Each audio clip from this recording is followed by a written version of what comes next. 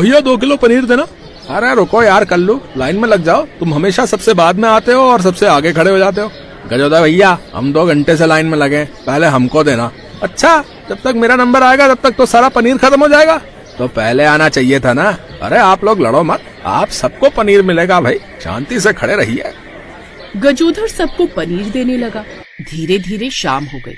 गजोधर के घर के बाहर हर वक्त भीड़ लगी रहती थी, क्योंकि उसने 5 गाय पाल रखी थी और वो गाय के शुद्ध दूध का शुद्ध पनीर बेचता था। वो और उसकी पत्नी शकुंतला गाय की खूब सेवा किया करते थे। दोनों सारा पनीर बेचने के बाद अपनी गायों के पास बैठे थे। हमारी गाय इस गांव में सबसे सुंदर दिखती है। शकुंतला, तुम दिन रात इनकी इतनी सेवा करती रहती हो तो सुंदर तो दिखोगी ही। दोनों आपस में बात कर ही रहे थे कि तभी उनके पास एक ग्राहक आया। भाई साहब, मैं शहर से आया हूँ, मैंने सुना है आप गाय का शुद्ध पनीर बेचते हैं। हाँ हाँ, सही सुना है। ये देखो, गाय आपके सामने ही तो खड़ी है। हाँ हाँ, बड़ी तगड़ी गाय है आपकी। अच्छा भाई साहब, मुझे जरा 5 किलो पनीर दे दो। माफ करना भाई साहब, आपने आने में देर कर दी, अब शाम हो गई है, इस वक्त तक मेरा सारा पनीर बिक जाता है। भाई साहब, मैं बहुत दूर से आया हूँ। माफ कीजिएगा, मैं गाय से जबरदस्ती दूध निकाल कर तो पनीर नहीं बना सकता ना। ठीक है, मैं यहीं कहीं पास के होटल में रुका हूँ, कल तो मिल जाएगा ना? हाँ हाँ, कल तो मिल जाएगा। ग्राहक वहाँ से चला गया। इधर दोनों पति पत्नी घर के अंदर आ गए। अंदर आकर उन्होंने देखा कि उनका जवान बेटा अजय बहुत खुश था। अरे अजय बेटा, कुछ ज्यादा ही खुश नजर आ रहे हो। माँ पापा, मैं बहुत अच्छे नंबर से पास हुआ हूँ, इतने नंबरों की तो मुझे उम्मीद ही नहीं थी। चलो, ये तो खुशी की बात है। कल ही पंडित जी को बुलाकर एक अच्छी लड़की देखकर इसकी शादी कर देते हैं, जिससे हम आजाद हो जाएंगे। अपनी शादी की बात सुनकर अजय के मन में लड्डू फूटने लगे। अगले ही दिन गजोधर ने गांव के ही पंडित जी को बुला लिया। दोनों बात कर ही रहे थे कि तभी वहाँ वही ग्राहक आ गया जो शहर से आया था। अजय, जरा इन भाई साहब को 5 किलो पनीर दे दो, मैं जरा बात कर रहा हूँ। अजय ने उसे पनीर दिया। इधर गजोधर ने पंडित जी से बात की। पंडित जी ने कुछ दिन बाद ही उन्हें लड़की वालों से मिला दिया। अजय को लड़की पसंद आ गई। एक ही महीने में अजय की शादी सुनीता से हो गई। सुहागरात वाली रात।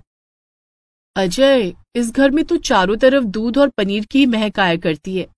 पनीर भी तो पनीर का टुकड़ा लग रही हो।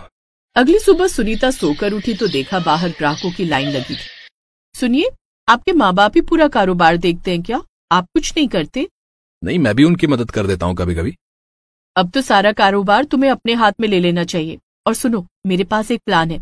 इस पनीर के कारोबार से हम करोड़पति बन सकते हैं।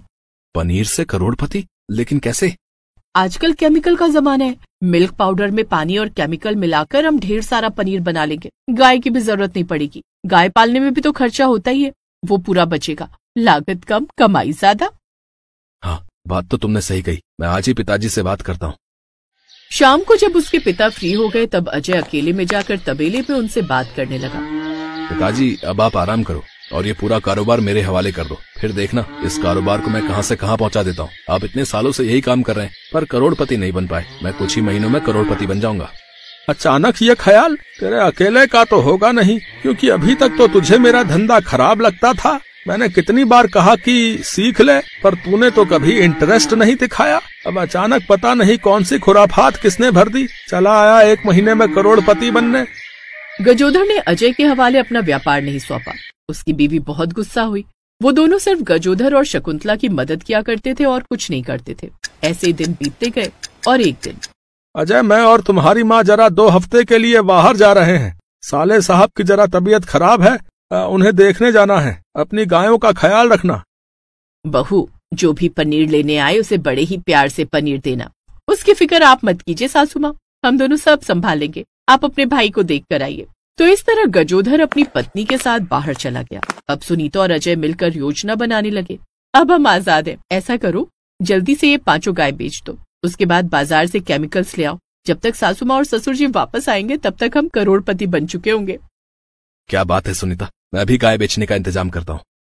अजय ने 5 गाय शाम तक बेच डाली और जो पैसे मिले उससे केमिकल और मिल्क पाउडर ले आया। रात भर दोनों ने मिलकर पनीर बनाया और अच्छे से उसकी पैकिंग की। देखा, गाय पालने और उन्हें चारा खिलाने में इतना खर्चा हो जाता है, इसीलिए हम करोड़पति नहीं बन पा रहे थे।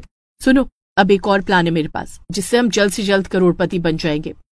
अरे तो जल्दी बोलो ना, कल से ही नया पनीर बेचना चालू करना है। अरे मेरा प्लान सुनो पहले, बहुत बोलते हो तुम। हम पनीर की कीमत बाकी व्यापारियों से आधी कर देते हैं। जिससे सारे लोग सिर्फ हमसे ही पनीर खरीदेंगे। वैसे भी हमारा तो कोई घाटा है नहीं, पनीर बनाने में हमारा ज्यादा खर्चा तो होता नहीं। अब अजय ने पनीर का रेट आधा कर दिया, जिससे अब उनके घर के बाहर भीड़ दुगनी लगने लगी। लोग पनीर लेने के लिए अब पहले से भी ज्यादा पागल हो रहे थे। तो इस तरह अब दोनों खूब कमाने लगे। पूरा गांव अब हर रोज पनीर की सब्जी खाने लगा, क्योंकि पनीर सब्जियों से भी सस्ता पड़ रहा था। रात में सुनीता, तुम्हारा आइडिया तो काम कर गया। अगर ऐसा ही चलता रहा तो कुछ ही दिनों में हम करोड़पति बन जाएंगे। हाँ, बनने ही वाले हैं राजा जी। लेकिन कुछ ही दिनों में गांव वालों के पेट में भयंकर दर्द उठा। डॉक्टर को बुलाया गया। अगले दिन जब रिपोर्ट आई तो डॉक्टर हैरान रह गया। आप लोग दिन रात पनीर ही खाया करते हो क्या? आप सबके पेट के अंदर केमिकल वाला पनीर है। जहाँ से भी आप लोग पनीर खरीदते हो बंद कर दो, वरना जान गवा दोगे। ये सुनकर गांव वालों का गुस्सा 7वें आसमान पर चढ़ गया। डॉक्टर वहाँ से चला गया। अब चलो गांव वालों, इस अजय के बच्चे ने हमें केमिकल वाला पनीर खिलाया है, हमारी जान के साथ खिलवाड़ किया है, हम नहीं छोड़ेंगे उसे। सही कहा काका, चलो सब लोग। सभी लोग अजय को मारने के लिए निकल पड़े। रास्ते में ही उन्हें अजय मिल गया। वो रहा अजय, इसने हमें केमिकल वाला पनीर खिलाया, मारो इसे, मारो इसे। अरे बाप रे, इन्हें तो पता चल गया। भाग ले बेटा। अजय भागने लगा। गांव वाले उसे दौड़ाते रहे। भागते भागते अजय अचानक अपने माँ बाप से टकरा गया। पिताजी बचा लो, पिताजी बचा लो। अरे गजोदर भाई, आपके बेटे ने हम गांव वालों को केमिकल वाला पनीर खिलाकर बीमार कर दिया है, हम इसे नहीं छोड़ेंगे। कम वक्त है, इसीलिए मैं अपना धंधा तेरे हवाले नहीं कर रहा था। आजकल के लौंडे आसान रास्ता ढूंढते हैं पैसा कमाने का। गांव वालों, इसे माफ कर दो। अब मैं आ गया हूँ, फिर से आपको गाय का शुद्ध पनीर मिलेगा। और आप लोग फिक्र मत करो, आप सबके इलाज का सारा खर्चा मैं दूंगा। अजय ने सभी गांव वालों से माफी मांगी। दोस्तों, सफलता का कोई शॉर्टकट नहीं होता।